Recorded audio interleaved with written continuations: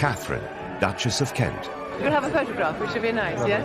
Fiercely proud of her roots. Her Royal Highness is, of course, a popular Yorkshire figure herself. And best known as the Royal at Wimbledon, whose kindness to runners-up won her millions of admirers. Katharine devoted 4 decades to public service and was an inspiration to royals who followed. She represents the best of the royals. She is the perfect ambassador for the British royal family. After marrying into the family 60 years ago, I, Catherine Lucy Mary, take thee, Edward. royal life has come at a cost. From those who doubted she was good enough, There was a lot of opposition to the marriage at first. to a strained early married life. Catherine was effectively an army wife, and I think that meant quite long spells away from her husband. And with events that led to depression, which nearly ended the marriage. I'm told that Catherine had thought about seeking a divorce. This was a lady who'd been put through the ringer. Katharine withdrew from public duties and shunned her royal title. The fact that she stepped back without making a big song and dance about it, she's a bit of a royal pioneer. She's challenged royal convention throughout her marriage, from converting to Catholicism to taking on a secret new role. I learnt more from these children than I ever taught them. Beloved by the public and the good causes she supports, how has Katharine succeeded where so many royals have failed? At an age when most people would be forgiven for putting their feet up, she just keeps going on.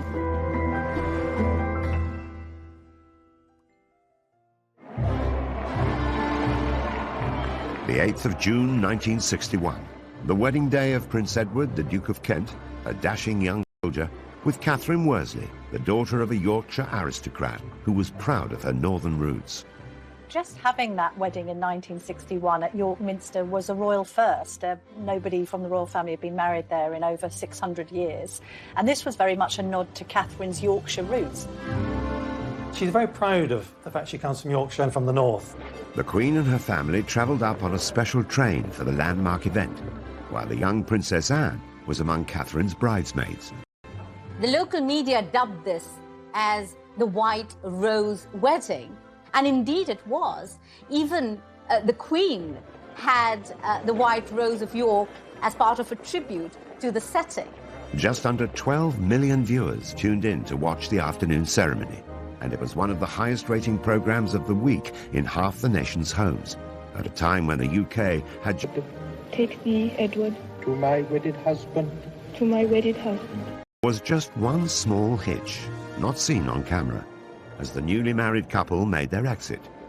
After they'd signed the registers, the veil got caught on the step of the altar, and she felt it pull and stood absolutely still until it was released. Otherwise, the veil would have come off, and the diamond bandeau tiara that she was wearing that had once belonged to Queen Mary would have come crashing to the floor. No Duchess, composed and smiling, unruffled even when her train gets caught up. Catherine made her mark from the word go. She was the first untitled woman to marry into the royal family for more than a century. As this 1961 tabloid reveals, it was front-page news that the Duke of Kent was to marry a Yorkshire lass. It did break with tradition, this idea that although she was the daughter of a baronet, that she wasn't royal herself. And that was breaking boundaries and changing things. She's definitely upper class. She had no title, but her parents had a title, and it was clearly a love match.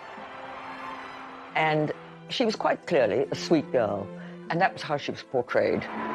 Marrying into the firm had not been Catherine's long-term ambition, but she went on to embrace the royal family on her terms. From an early age, her biggest passion was music, as she explained in a revealing interview on Desert Island Discs. Well, I hoped music would be my life.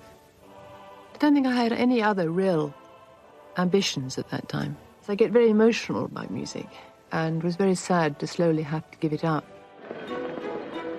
The story of the aspiring music teacher who put her career on hold to be a royal began on the 22nd of February in 1933. She was born Catherine Worsley at Hovingham Hall near York. Her father was Sir William Worsley, 4th Baronet. The Worsley family have owned the estate more than 400 years and remain there to this day. Catherine's background was certainly aristocratic, and she lived quite an idyllic existence at the family estate in Yorkshire. As these charming family photographs reveal, the young Catherine found plenty of play areas within the extensive grounds of the Hovingham estate. But her childhood was solitary because her 3 older brothers were away at prep school during term times. Catherine was very close to her father, very fond of him. Catherine talks about how, as a child, he would often take her to the beach at Scarborough, and they would indulge with her playing on the sands. Catherine went to school from the age of 10, first at St Margaret's, then based at the stately Castle Howard close by her home. But when she was 13, she went to music. She learned to play 3 instruments, piano, organ and violin. She hoped that music would be her life. She studied it until she was 25, and she absolutely adores it, even to this day. Another family photo shows Catherine in her 20s, glancing coyly to one side, showing signs of the shyness she'd carried throughout her life, and which she later described with characteristic modesty. Would you say you're quite a shy person? Yeah. Very, actually. It's my nature. It's the way I was born. By the 1950s, Catherine was living and working in London as a nursery assistant. She was also courting a war hero, Andrew Burnaby Atkins, awarded 2 military crosses for bravery in World War II. Andrew Burnaby Atkins, whom I knew slightly, was an incredibly glamorous figure, but the girls I knew who were keen on him, they all knew it was no good. They all said rather gloomily, he's after this blonde in Yorkshire. There was this sense, I think, that her mother wanted more for her than this military man. Some royal observers believe Catherine's mother persuaded her to end her courtship with Andrew so that she'd be free to marry the Duke of Kent. I think that Lady Worsley, once she knew the Duke of Kent was after Catherine, Prince Eddie was after Catherine, I think may well have put a bit of pressure on her, steered her in the direction of Prince Eddie. When the Duke of Kent came on the scene, that really put paid to any kind of chance that Andrew Burnaby Atkins would have had as a possible husband for Catherine. It's often reported that Catherine's parents arranged her first meeting with Edward by inviting him to lunch while his regiment was based nearby. But Catherine had already struck up a friendship with him. She herself has said that they met at a private party in London, and they became firm friends. And as a consequence of establishing a firm friendship, the Duke of Kent was a very frequent visitor to Hovingham Hall.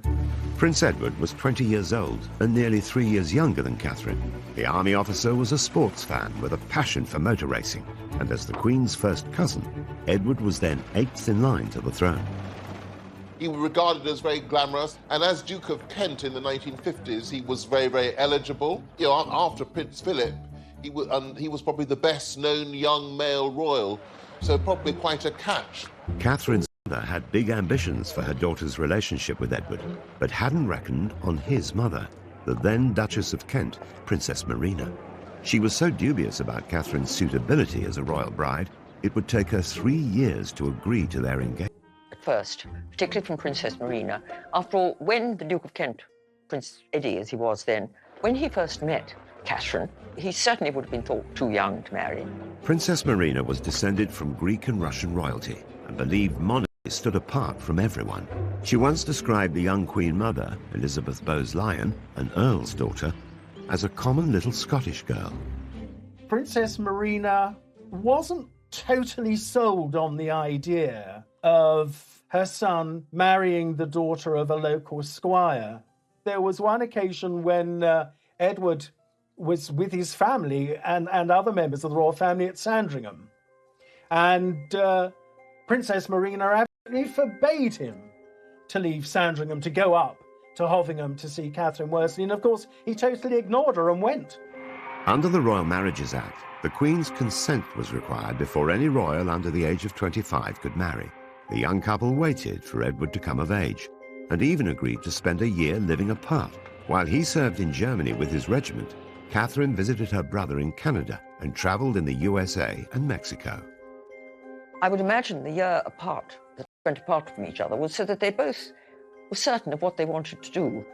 The separation made them more determined to be together and prove their devotion.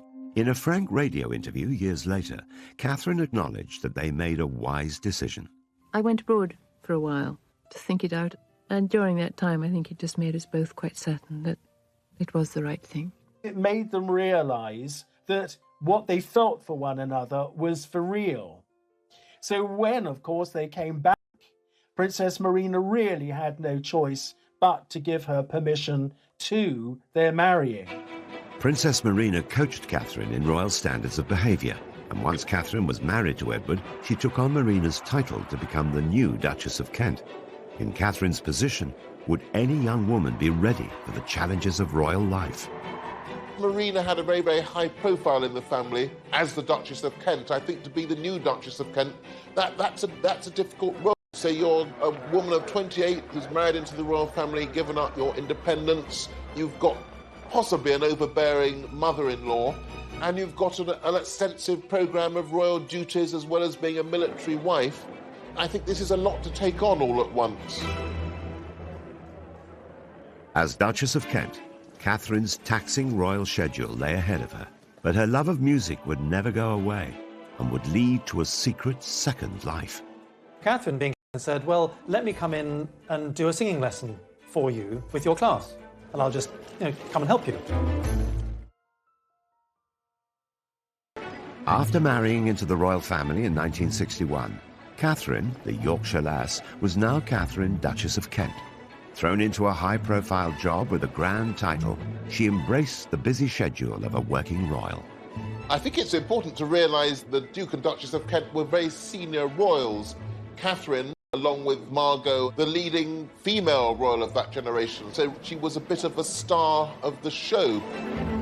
In the early years of their marriage, the Duke and Duchess of Kent were a great support to the Queen, at a time when her own children were too young to take on duties of their own. So as well as attending major royal events like Trooping the Colour or the state opening of Parliament, they were also asked to go on royal tours. The Kents represented the Queen overseas many times. One of their earliest visits was to Uganda in 1962 to mark the country's independence from British colonial rule. There's about 45 countries that go through that process in the first 30 years of the Queen's reign. Uganda, British Guyana, Barbados. This is a very important representative function. So the Duke and Duchess of Kent were very significant in that. Katharine gave birth to their oldest son, George, a year after their marriage. They joined Edward in Hong Kong for a year during his military service. By 1970, they had 2 more children. While the Duke had served in Germany and Cyprus, Katharine was mostly in the UK, juggling her busy royal schedule with raising their family. Katharine was effectively an army wife, and I think that meant quite long spells away from her husband, and I think proved very difficult for a couple just starting out in life together. I think if you marry somebody who's in the army with a serious career, you'll get to have periods of separation, and I suppose it does pall eventually, but I think it's probably, she would look back on that as quite an important time in her life. Katharine's time was filled with numerous public duties. Though she never overcame her shyness, she kept her common touch and felt right at home with everyday people. They said they didn't know what to do with themselves in the holidays. You don't have that problem, do you? Nice to see you all. The fact that she was always very cheerful looking and smiling, the fact that she was quite tactile with members of the public, I think really endeared her to the nation at the time. Katharine seemed to hit on the ideal formula for royal conduct. She'd be an inspiration to the royals who followed her example, like Princess Diana. They both understood what it meant coming from the outside and having to try and adjust to a very different way of life. As Diana was to achieve later in her charity work, Katharine kept the focus on the cause rather than herself. The earlier stage of her life, when she had a bigger public profile, it was about bringing the public profile to the charities. Katharine did this, Diana did this. Katharine never sought publicity for herself, but the media and the nation grew to admire her through the annual Wimbledon tennis tournament. Her husband has been president of the All England Club since 1969. She accompanied him for more than 3 decades and was soon invited to present awards. I always used to observe how humane she was in always comforting the loser. and speaking directly and passionately to the person who hadn't won the trophy. Catherine's most famous moment of consolation came in 1993, when Jana Novotná was beaten in the women's singles tournament by Steffi Graf. As this famous TV coverage reveals, Novotná burst into tears during the presentation ceremony. The loser had to make do with some royal words of comfort from the Duchess of Kent. Catherine's embrace, watched by millions of viewers, revealed her to be one of the most demonstrative of royals. Although some people might have been surprised to the royal family just expressing a natural human emotion, for Catherine that was just the normal, natural thing to do, and it was very impressive. In a candid interview years later, Catherine was still modest about her hug with Jana Novotná. You put your arm around her, and well, that's what you do when people are crying. A lot of people at the time said, my word, a member of the royal family. We are quite normal people. We do hug people who cry. We don't say, there, don't stop crying, no. She told people that she was terrified to go onto centre court because of this innate shyness, and she couldn't quite believe that she had attracted a level of fame because of her role on that sporting occasion. Such was Catherine's shyness and modesty, few people knew at the time that she'd already supported another Wimbledon star, Martina Navratilova. The communist regime in her homeland of Czechoslovakia refused to let her family join her in London for the 1978 contest. We don't quite know what the Duchess did, but there were reports that weren't denied that she had lent a hand in making sure that Martina's mother could be there to witness her tennis skills on the court in Great Britain. What are your impressions now of this country and of this tournament so far? It's very nice here, but I'm very glad to see my daughter.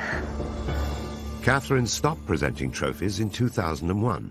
There were also reports of her being displeased with the club after they reprimanded her for trying to bring a non-royal visitor into the royal box. In fact, she was trying to give a treat to the son of a London head teacher, Philip Lawrence, who'd been killed outside his school in a street attack that shocked the nation. Pupils and colleagues gathered today at the Roman Catholic school in London's Maida Vale and paid tribute to their head teacher, who was married with 4 children. Catherine became very friendly with Philip's widow and also with Philip's son, and she tried to get the son into the royal box, which seems rather heartless and rude. She did remain a tennis fan and continued to attend for years and years after that, but just in the stands with everybody else because she went along with friends. Catherine has often found herself going against the royal grain, and in 1993, a chance encounter would lead to a new secret life, and one that would finally allow her to share her love of music. She had met one of the classroom teachers from the Wansbeck Primary School, and this teacher was explaining to her how nervous the teacher was about teaching music. So Catherine, being Catherine, said, well, let me come in and do a singing lesson for you with your class, and I'll just come and help you. And so, for the next 13 years, Catherine commuted to Hull once a week to teach music in a primary school, and later at schools across the country. As this touching documentary reveals, her rapport with children is instant. What's your favourite pop group? Black Eyed Peas. Is it? Yours is that? What's yours? I like Blue. You like Blue? I think everybody likes Blue. Westlife? Yeah. Everybody says that now. Catherine only brought cameras into schools when music education needed attention. Until then, she taught in secret, relying on staff discretion and using the name Mrs. Kent. Nicholas Robinson, her friend and a former head teacher, watched her at work. We travelled up on the train from King's Cross. She was in her tracksuit and trainers.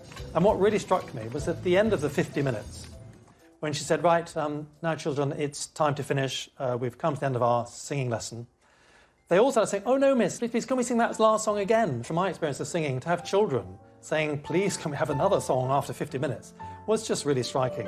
One of the books I read, called Rhinoceros in the Classroom, said something very true, which is that a classroom is a room full of learners.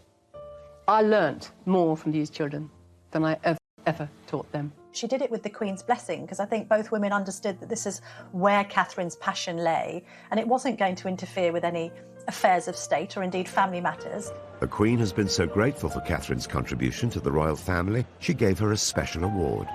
Catherine was given the Dame Grand Cross of the Victorian Order, which is in the monarch's personal gift. So I think the Queen has been quite close to Catherine, and has been very keen to thank her for her service to the royal family through the decades. But Catherine was to pay a heavy price for her constant devotion to duty. The impact of these traumatic events meant that Catherine spiraled into very serious depression.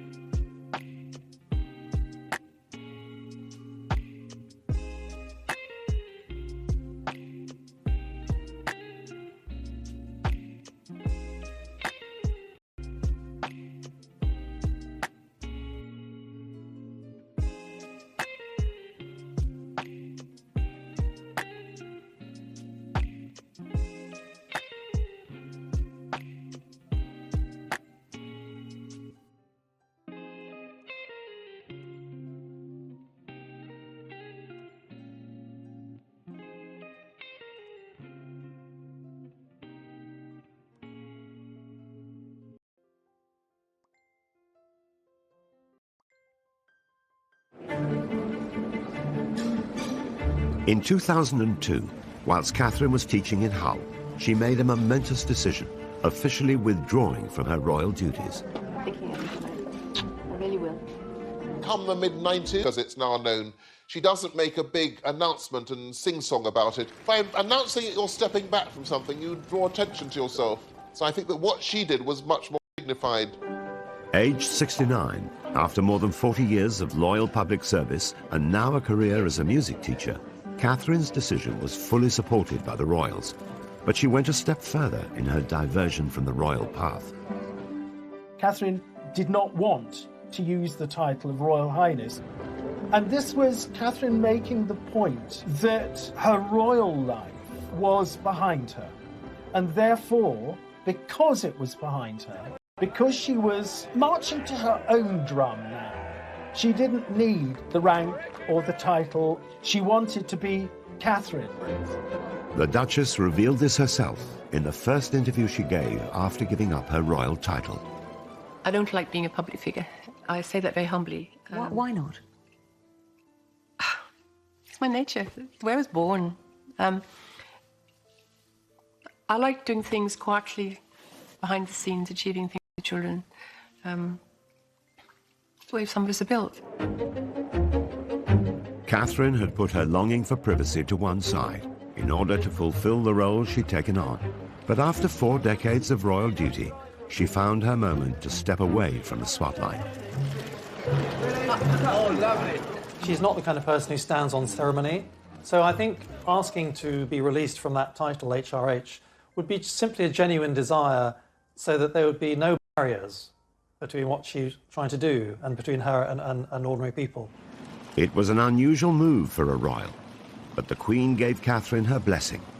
It is quite significant to say to the Queen that you want to drop the use of your HRH status. There's quite a strong bond between the two women because they're of a similar age, the Queen 94, Catherine 88. And I think the Queen had admiration for the way that Catherine was quietly going about the business of trying to make life better for others. The Duchess's desire to step back from royal life led to unfavourable speculation in the media. She was branded a recluse. Catherine opened up about this in her heartfelt chat with Fiona Bruce. What do you make of that? I mind terribly. You mind terribly? I mind terribly. I mind so much because I'm not. I never was. I'm far too busy, Fiona. Teaching is a very full-time job. I travel to Manchester, I travel to Albury, I travel to London on a regular basis to various things. I look after my family, I cook for my husband. No, I'm not recluse.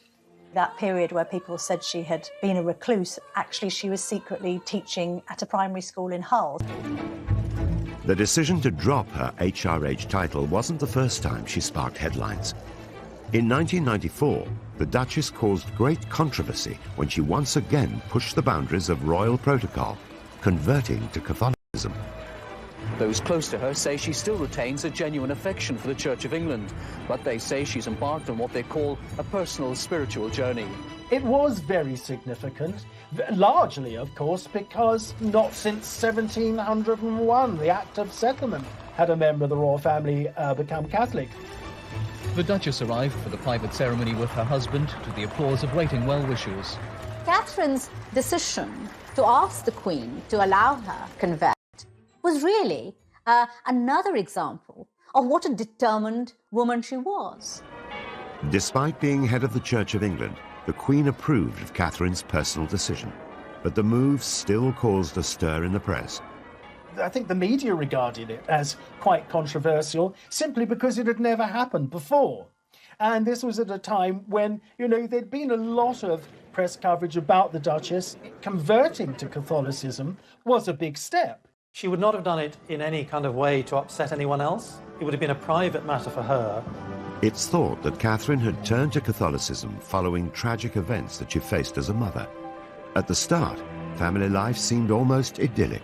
In the 1960s, I think it was a very happy family. They had the lovely house of Coppins in Iver, about 15 miles to the west of London, which had been inherited from the Duke and Duchess of Kent, the previous generation. The couple have 3 children. Their eldest child, George, known as the Earl of St Andrews, their middle child, a daughter, Lady Helen Windsor, and their youngest child, Nicholas, Lord Windsor. She seems to have had a desire to have a big family, so they had the 3 children, and it seems that she wanted to have a 4th child.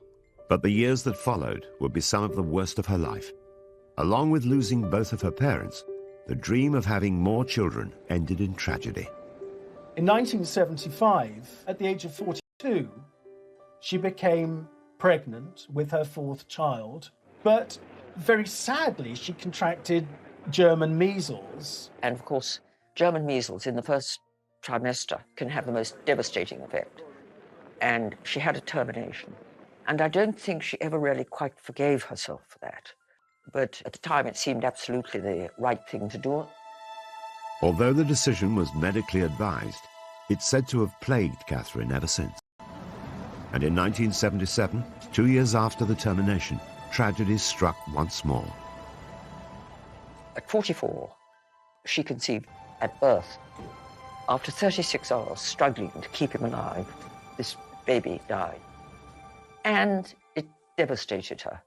This triggered for Catherine the start of the most terrible period of depression, leading to being admitted to the King Edward VII Hospital. She was there in the hospital for 7 weeks. Catherine had hurled herself back into royal duty, which had serious consequences. Some said it was nervous exhaustion. Others talked about a nervous breakdown. Catherine, by her own admission, was suffering from depression at the time. Catherine later took another groundbreaking step for a royal. publicly opening up about the trauma of losing children and her personal battle with mental health issues. Royals weren't open about their mental health as we're used to them being now, with the likes of Prince William and Prince Harry talking about their Heads Together charitable initiative. Back then it was unheard of really for royals to be that revelatory about their own innermost feelings. Catherine gave very few interviews, and then only on subjects about which she both felt deeply and she felt would be of significance and use to members of the public who might have suffered in the same way. That did make Catherine appear to be somebody who was perhaps more relatable than the average royal, somebody who seemed human, very much one of us rather than being perhaps one of them. In addition to the loss that the couple suffered, the Duchess also battled health issues for most of her adult life.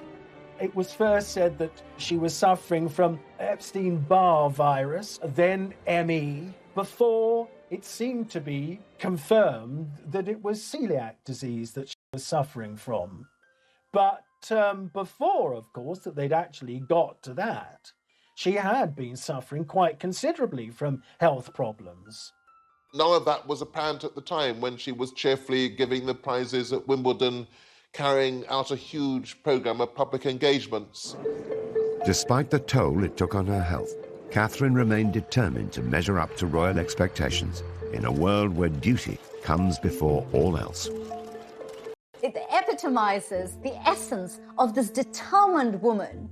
You know, she refers to herself as a perfectionist, and she says, I'm a 24-hour person. Since I've known Catherine over the 20 years, she has always worked tirelessly. And I know when she was teaching in East Hull, that over the 13 years that she was teaching there, I think she only missed 2 days. Despite Catherine's personal struggles, her primary focus seems to be helping others. Alongside being a working royal, a teacher and a mother, a large part of Catherine's life has been dedicated to charity. She marries into the royal family, and that gives her a voice and an ability to make a difference. It's not a crazy dream. It's a possibility. I really do believe we can actually do this. She has served as the patron, president or board member of more than 100 charities. The Duchess's visit is to highlight the work of VSO volunteers by raising their profile in Macedonia and helping persuade government and people that those with mental and physical problems should not be stigmatized. With Catherine, the charities that were closest to her heart always seemed to be music, children, and the elderly. One especially close to her heart was Helen House in Oxfordshire, the home for terminally ill children, and she was a great presence there. I learnt, I suppose, after being here 4 or 5 times, it suddenly came to me how tears and smiles walk side by side. I think the Duchess of Kent was very much the kind of royal that didn't just want to be on a letterhead. She actually wanted to go and witness the work being carried out by charities firsthand, and even at times take part in it herself. For some years, Catherine went as a volunteer on pilgrimage to Lourdes in France, getting up at 6 o'clock in the morning, going to the hospital, helping to bathe and dress one of the pilgrims, or helping to feed them, sitting with them having a cup of tea and a cup of coffee, or just chatting to them. After she took on her role as patron of the Samaritans, the Duchess insisted on becoming a Samaritan herself, personally taking calls from those in need. She worked for them as a volunteer for many, many years, and she was always known as Kate. And, of course, nobody knew who they were talking to. I remember I said to her, how do you cope if somebody rings up and says, I want to die? What do you say? And she replied, you have to cut everything else out and focus solely on trying to help that person. Here's a woman who's led a life of the most unimaginable wealth and privilege, and yet has managed to retain the common touch. She's still that golden-haired lass from Yorkshire, you know, who married the royal prince. Whilst Catherine directed the spotlight onto her charities, what many didn't realise is that her marriage to the Duke of Kent was under great strain, and had been for some time. Catherine and Edward were quite different people with very different interests. And though they were very much in love and had a loving family life, this put a strain on their relationship. And then in the 1970s, after the loss of not one, but two children, and Catherine's serious depression. Catherine needed her husband to be there for her. Edward was raised as a royal. He was part of the royal family. With the repression that can bring, with the restrictions that can bring, Edward wasn't able to deliver. It's even thought at the time that the couple were considering divorce. I'm told that Catherine had thought about seeking a divorce, but certainly the Duke of Kent promised the Queen that there wouldn't be a divorce. Divorce was still frowned upon by the Church of England, and as its head, the Queen could not have supported such a controversial decision. Catherine stuck very closely to doing the right thing. She would never have dreamt of doing anything that she felt the Queen would disapprove of. She did not allow any marital discord to affect her relationship either with the royal family or with the life of service she had chosen. Edward and Catherine stayed together, and so whilst they would still undertake engagements together, they began drifting apart and would lead pretty much their own separate lives.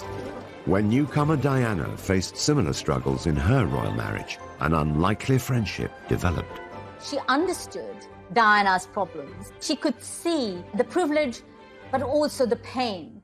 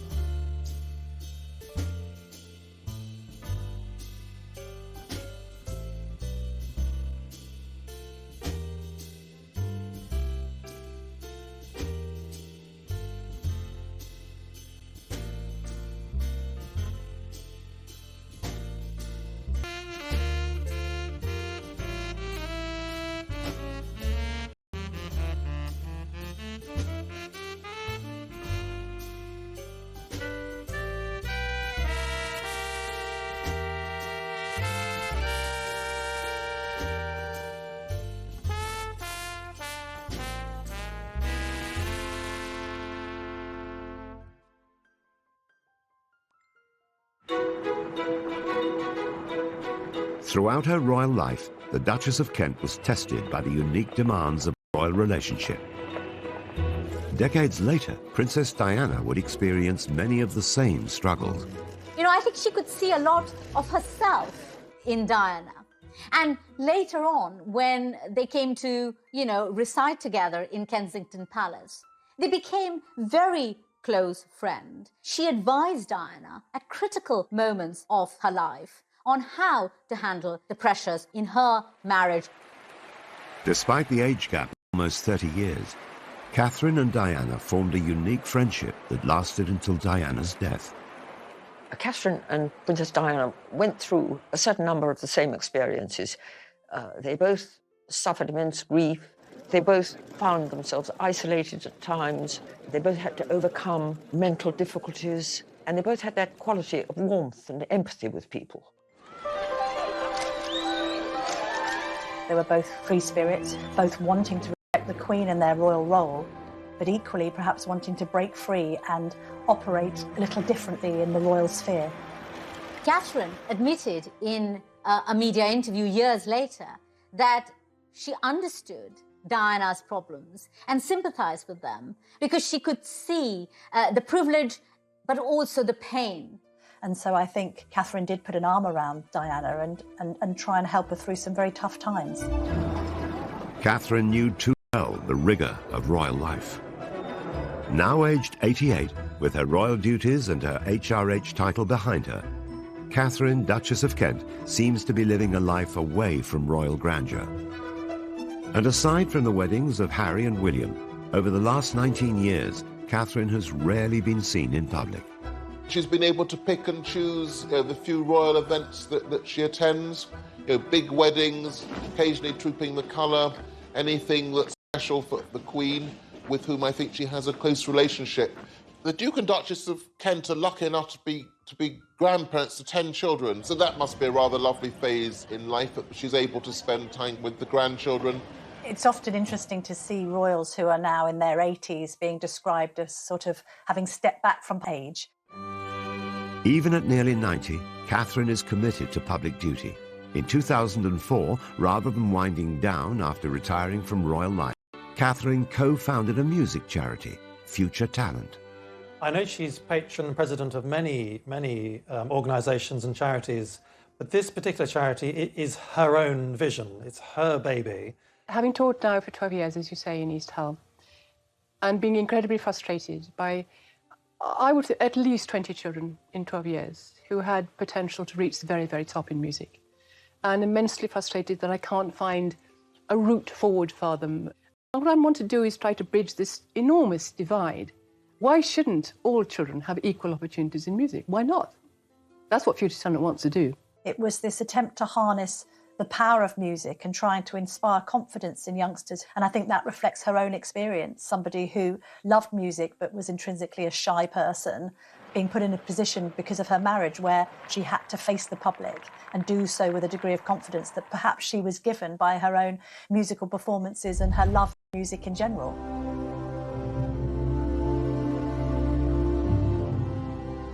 The charity has recruited ambassadors such as Dame Judi Dench and Sting, and Katharine has organised concerts at Buckingham Palace and Windsor Castle for the young musicians. Right from the beginning, Katharine would go into the office 2 or 3 times a week and we'd be writing letters and making phone calls. At an age when most people would be forgiven for putting their feet up and taking it easy, she just keeps going on.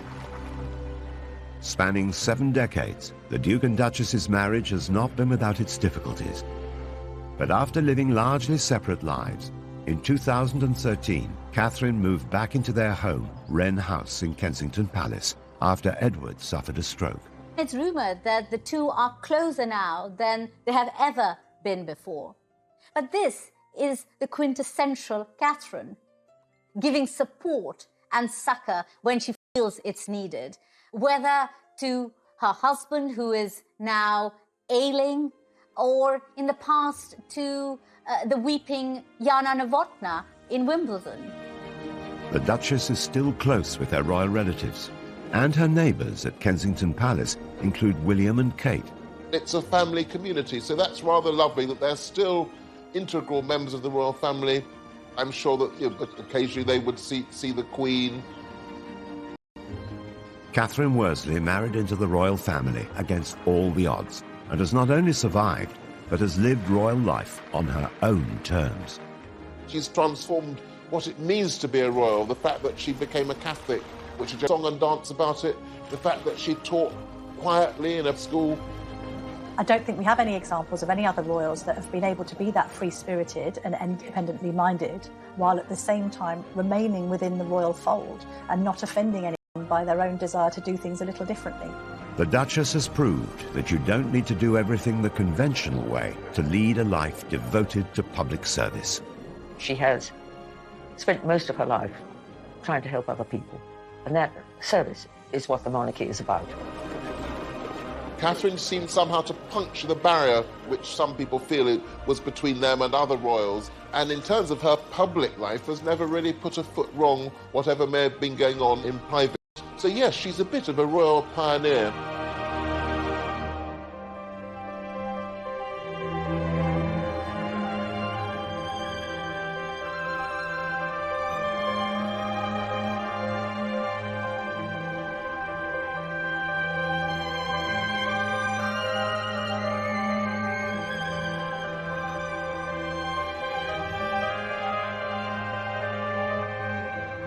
proud of the fact she comes from Yorkshire and from the north. The Queen and her family travelled up on a special train for the landmark event, while the young Princess Anne was among Katharine's bridesmaids. The local media dubbed this as the White Rose Wedding, and indeed it was. Even the Queen had the White Rose of York as part of a tribute to the setting. Just under 12 million viewers tuned in to watch the afternoon ceremony, and it was one of the highest-rating programmes of the week in half the nation's homes, at a time when the UK had... Take thee, Edward. To my wedded husband. To my wedded husband. Was just one small hitch, not seen on camera, as the newly married couple made their exit. After they'd signed the registers, the veil got caught on the step of the altar, and she felt it pull and stood absolutely still until it was released. Otherwise, the veil would have come off, and the diamond bandeau tiara that she was wearing that had once belonged to Queen Mary would have come crashing to the floor. No Duchess, composed and smiling, unruffled even when her train gets caught up. Katharine made her mark from the word go. She was the first untitled woman to marry into the royal family for more than a century. As this 1961 tabloid reveals, it was front-page news that the Duke of Kent was to marry a Yorkshire lass. It did break with tradition, this idea that although she was the daughter of a baronet, that she wasn't royal herself. And that was breaking boundaries and changing things. She's definitely upper class. She had no title, but her parents had a title.